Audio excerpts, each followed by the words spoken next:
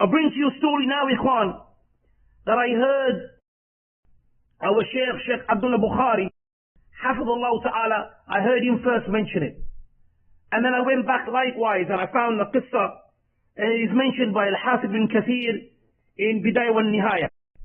And likewise, it is mentioned by Al-Imam Zahabi fi Sir A'lam al-Nubala. It is regarding that Imam, Al-Shaheed Muhammad ibn Ahmad ibn Sal al-Ramli. And he is famous with Ibn Nabulsi. Rahimullah. Wallah, Ikhwan, if you hear this story, then what we face is nothing to what these individuals went to preserve their religion. This individual was imprisoned by Banu Ubayd, Al-Fatimiyun. Al-Fatimiyun, when they was in charge and when they had power. And they were individuals that corrupted the religion, that their aqidah and their belief was corrupted. And anyone that would oppose them, then they would kill and wage war against. So they was after this Imam. They was after him from a long time because they knew that this man was a man of the Sunnah and he opposed what they were upon. So when they finally caught him, then listen to this, my brothers. When they finally caught him, they said, "Balagna annaka qult." When they captured him, and they said, "It has reached us that you have said that if you had 10 arrows, he said, وَجَبَ أَنْ يَرْمِيَ فِي الرُّومِ سَحْمًا." That you said that you would fire 1 arrow to Rome, and the rest of the 9 you would fire against us. هل هذا الصحيح? And then they said to him, "Is this true?" Then he said, "No, it's not true." So the people, they thought he's become weak. He's given in to them. Look, he's denying it. So this is a weakness in his deen, because he was known to be a man that was firm upon his religion. So he said, "No." He said, "I didn't say that. What I did say, that I should fire 9 for you, and the 1 that is left, also I should fire for you." And then he was said to them, "Limada?" Why? And then he said, فَإِنَّكُمْ غَيْرَبْتُمْ مِلَّ اللَّهِ. You have changed the religion of Allah. وَقَتَلْتُمُ الصَّالِحِينَ.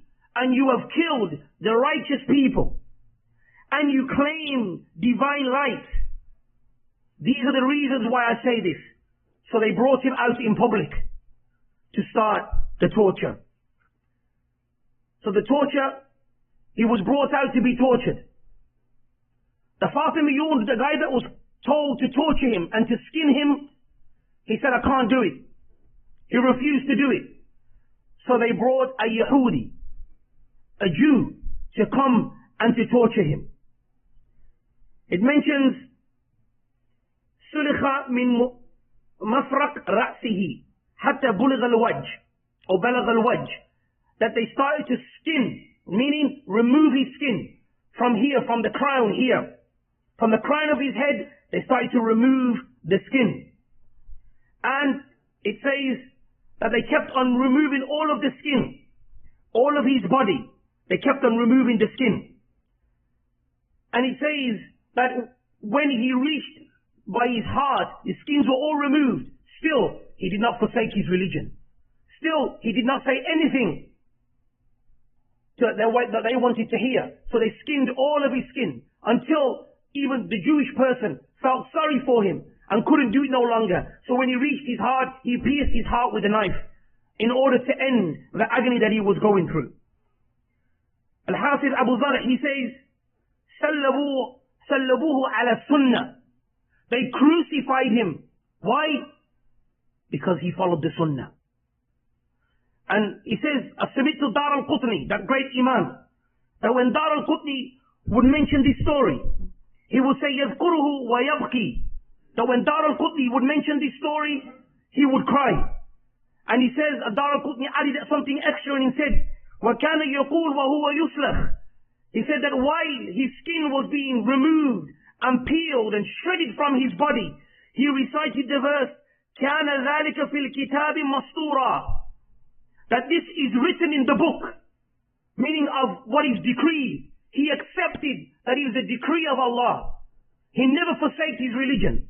Sheikh Abdullah Bukhari, he said, look at this Imam.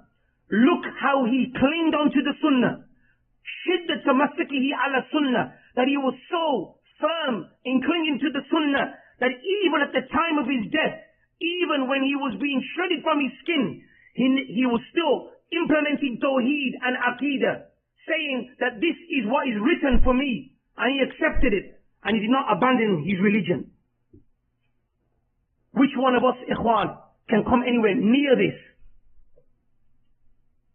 At the time that you are being killed, at the time that your skin is being removed, still you speak of Tawheed, and still you speak of the correct Aqidah, and not compromising your religion. So the question is, my brothers, what are we doing? Why are we not safeguarding what Allah has given us? It doesn't mean that we have to go extreme, but it means that what has been given to us, hold firm onto it. Don't compromise it. It is gold. It is something that can give you an eternal life in the Akhirah. Do not throw it away with ease. Sheikh Abdullah Bukhari, Hafidhullah Ta'ala, he also brings another riwayah regarding this story. He said that Haka ibn Sa'sa al-Misri, that Ibn Sa'sa, he mentions that أنه رأى في النوم, that he saw this Imam an-Nabulsi in a dream.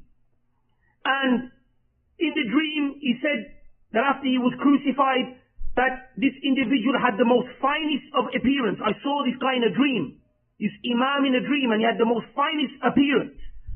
And he said that, what did Allah do with you? He's questioning in the dream. He said, he granted me eternal honor and promised me imminent victory.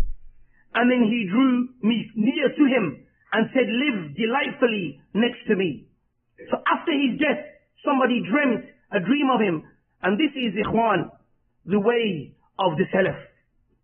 هكذا كان السلف, as Shaykh Rabi said, that they were individuals, they were men, they were lions of the Sunnah.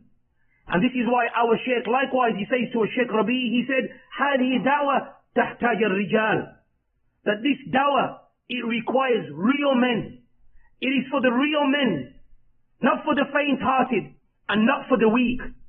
We don't compromise our deen. We stay firm, clinging onto it up until Allah subhanahu wa ta'ala, He takes us.